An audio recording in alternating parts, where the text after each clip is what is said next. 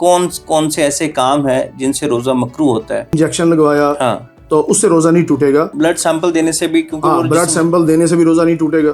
کسی کو احتلام ہو جاتا ہے یا حیض آ جاتا ہے تو کیا اس سے روزہ ٹوٹ جاتا ہے؟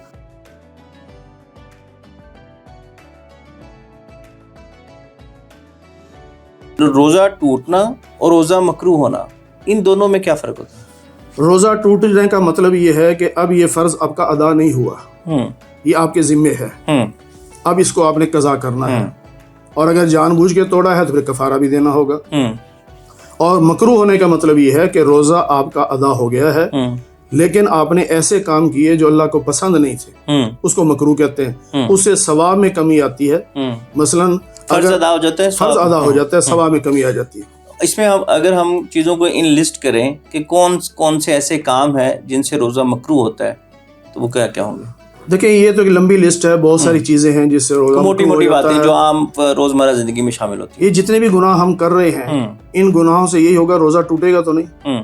جیسے غیبت ہم نے کر لی تو ایک یہ جرم ہے، گناہ ہے، لیکن غیبت کرنے سے روزہ نہیں ٹوٹے گا. فرض آپ کا ادا ہو گیا لیکن جو ثواب ملنا چاہیے تھا وہ آپ کو نہیں ملا، الٹا آپ نے گناہ اپنے کھاتے میں لکھوا لیا. تو یہ اس طرح کی مکروہ چیزیں ہوتی ہیں. روزہ جو ٹوٹے گا اس کے لیے چیزیں ہیں کہ کوئی ایسی چیز جو حلق سے نیچے اتاری یا ناک کے راستے سے معدے تک گئی، منہ کے راستے سے معدے تک گئی، اور یا جو ہے پیشاب خانے کے راستے سے کوئی چیز اندر گئی تو اس سے روزہ ٹوٹ جاتا ہے.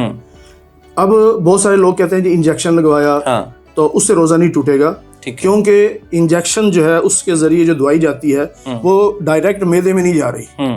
ٹھیک ہے، بس روزے کا ٹوٹنے کا اصول فقہا نے بیان کیا ہے کہ کوئی چیز جو ڈائریکٹ معدے میں جا رہی ہے تو اس سے روزہ ٹوٹے گا، انجیکشن سے ڈائریکٹ نہیں جاتی، اس وجہ سے روزہ نہیں ٹوٹتا. اور بلڈ سیمپل دینے سے بھی، کیونکہ بلڈ سیمپل دینے سے بھی روزہ نہیں ٹوٹے گا.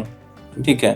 اور احتلام کی صورت میں کہ جو اگر کوئی نوجوان کسی کو احتلام ہو جاتا ہے یا حیض آ جاتا ہے تو کیا اس سے روزہ ٹوٹ جاتا ہے؟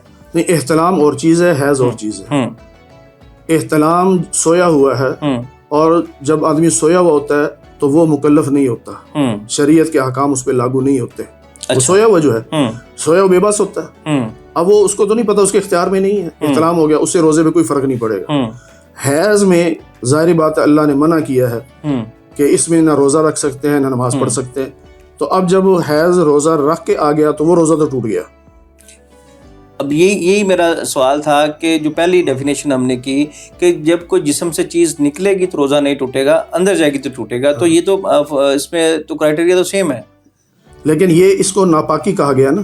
ٹھیک ہے، یہ جو بلڈ آتا ہے یہ ناپاک گندا خون ہے. تو احتلام کی صورت میں بھی تو سیم کرائٹیریا نا؟ نہیں، احتلام میں اور خون آنے میں بڑا فرق ہے. خون اور چیز ہے.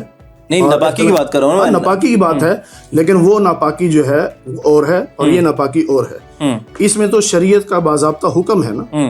شریعت نے کہہ دیا کہ عورت کو بلڈ آ گیا، اس کا روزہ ٹوٹ گیا. ٹھیک ہے، اب شریعت کہتی ہے کہ احتلام ہو گیا تو نہیں ٹوٹا. ہم تو شریعت کے مکلف ہے نا. بالکل. ہم عقل کے پیچھے چلیں گے تو پھر تو بہت ساری چیزیں ہیں جو ہماری سمجھ میں نہیں آئیں گی.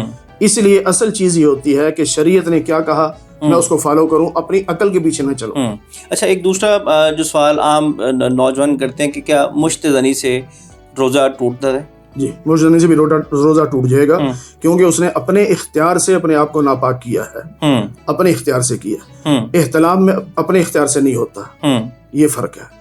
یعنی کہ اگر سوئے ہوئے حالت میں احتلام ہو جاتا ہے تو اس سے روزہ نہیں ٹوٹتا، لیکن اگر کوئی جانتے بوجھتے کوئی ایسی حرکت کرتا ہے، مشت زنی کرتا ہے یا کوئی اور عمل ایسا کرتا ہے، یا یعنی کہ جس کو کہتے ہیں کہ بھی وہ نفسانی خواہشات کو حاوی کر لیتا ہے خود کو، اور اس حالت میں ناپاک ہوتا ہے تو وہ روزہ ٹوٹ جاتا ہے.